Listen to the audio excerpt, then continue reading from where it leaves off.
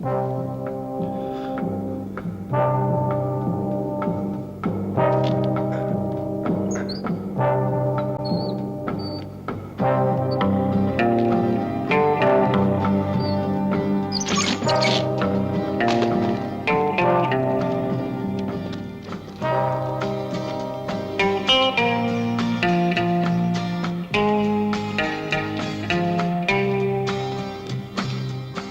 es-tu?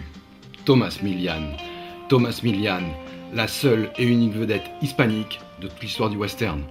Bien sûr, on a eu Anthony Quinn, mais le cas est un peu particulier, et Anthony Quinn a souvent donné dans le cliché du méchant mexicain, à part bien sûr chez Kazan, où il était absolument formidable. Donc Thomas Milian est né en 1933 à La Havane.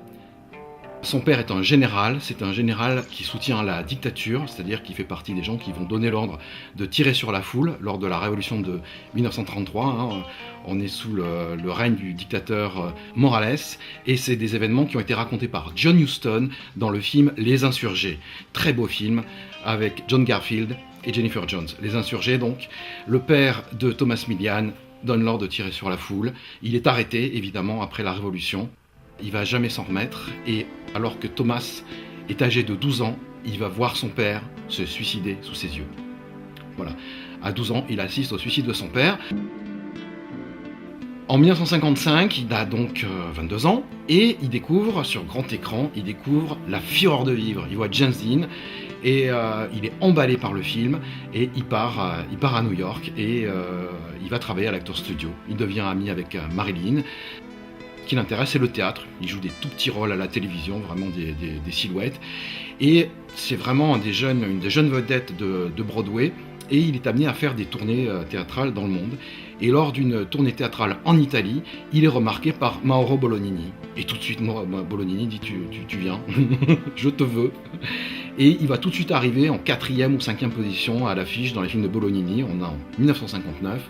Et en moins de 2 ans, Thomas Milian devient une énorme vedette du cinéma italien. C'est-à-dire qu'on l'associe avec Mastroianni, on l'associe avec Belmondo, qui fait sa carrière en Italie à ce moment. Il va jouer avec Pasolini, il va jouer avec Visconti, enfin c'est vraiment la crème des auteurs italiens. Donc fin 65, début 66, il va tourner pour Solima, Colorado.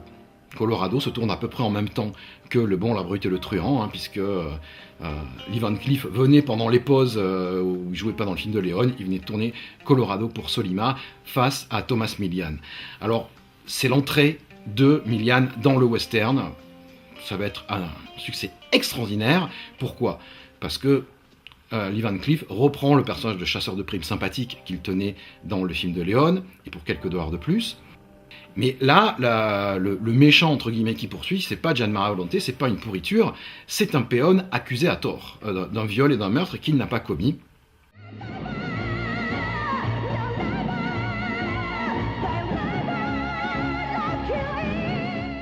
Ce film est une dénonciation féroce du capitalisme, de la mainmise des États-Unis sur le Mexique, de l'exploitation des travailleurs pauvres mexicains.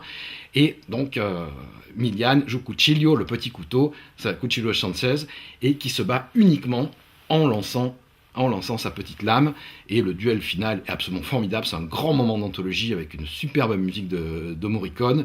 Et c'est vraiment la victoire du tiers-monde de Che Guevara sur l'impérialisme, sur toute cette oppression qui est vraiment dénoncée dans ces années 60.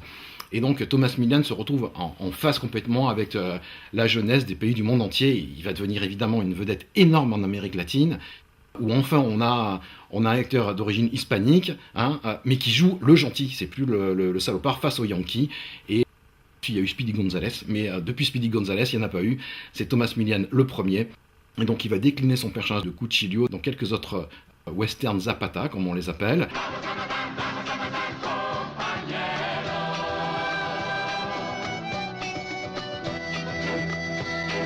Compañeros, c'est peut-être son rôle le plus attachant dans un western. Il joue El Vasco, le basque, avec son béret, avec sa machette. Il est absolument merveilleux dans Compañeros. Juste après, donc, Colorado va refaire un deuxième western qui est ce fameux Tire encore si tu peux, qui nous occupe aujourd'hui, où il est évidemment merveilleux.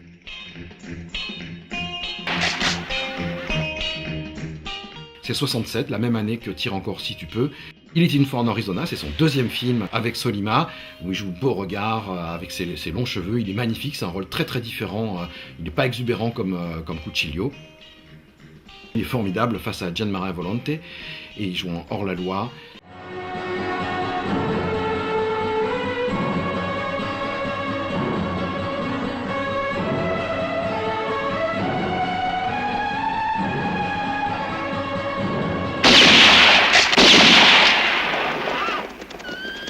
Et on va le retrouver évidemment en Cuchillo Sanchez dans Saludos Hombre. Et puis surtout, il va avoir une partenaire extraordinaire qui est de son niveau, qui est la grande actrice cubaine Chelo Alonso, la reine du péplum, qui avait quitté les caméras, qui est revenue pour un tout petit rôle dans le film de Léon, Le Bon, le Brut et le Truand. Hein, c'est l'épouse de la première victime de Lee Van Cleef. Elle joue la chérie de Cuchillo, elle lui met des tartes, elle lui gueule dessus, elle lui hurle dessus, elle est formidable. Ils ont dû beaucoup s'amuser, les deux acteurs, donc les deux Cubains de Cinecittà, Chelo Alonso et Thomas Milian dans Saludos Hombre.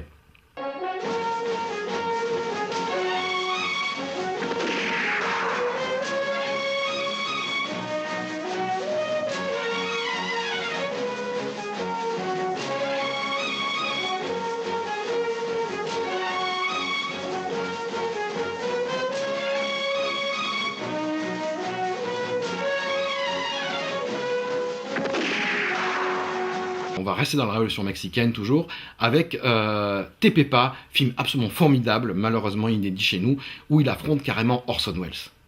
Alors là, ça s'est très très mal passé entre Orson Welles et Thomas Milian, et le réalisateur a beaucoup joué sur cet antagonisme entre le révolutionnaire et le général. Donc, en quelque sorte, bon, pourquoi pas, faisons de la psychanalyse à deux balles, en face d'Orson Welles, il retrouvait son père.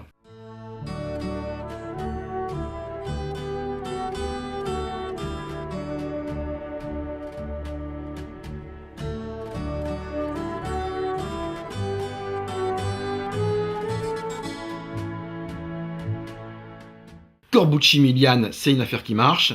Corbucci fait de nouveau appel à Thomas et il associe avec Susan George dans le très très bon La Banda GNS, Sonny and Jed. C'est un film très peu connu avec Telly Savalas en shérif corrompu. Alors c'est intéressant parce que on voit encore une fois un personnage de hors-la-loi sympathique, comme ces petits escrocs romains qui va jouer plus tard dans les Poliziesco de Lenzi et d'autres réalisateurs. Your money. This is a hold-up.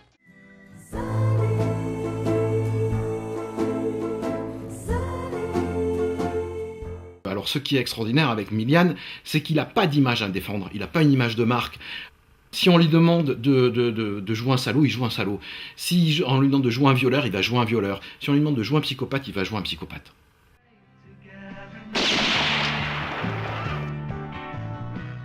Un immense acteur, c'est-à-dire qu'il n'est pas là pour gérer une carrière en disant oui, non, mais mon public ne va pas m'aimer là-dedans.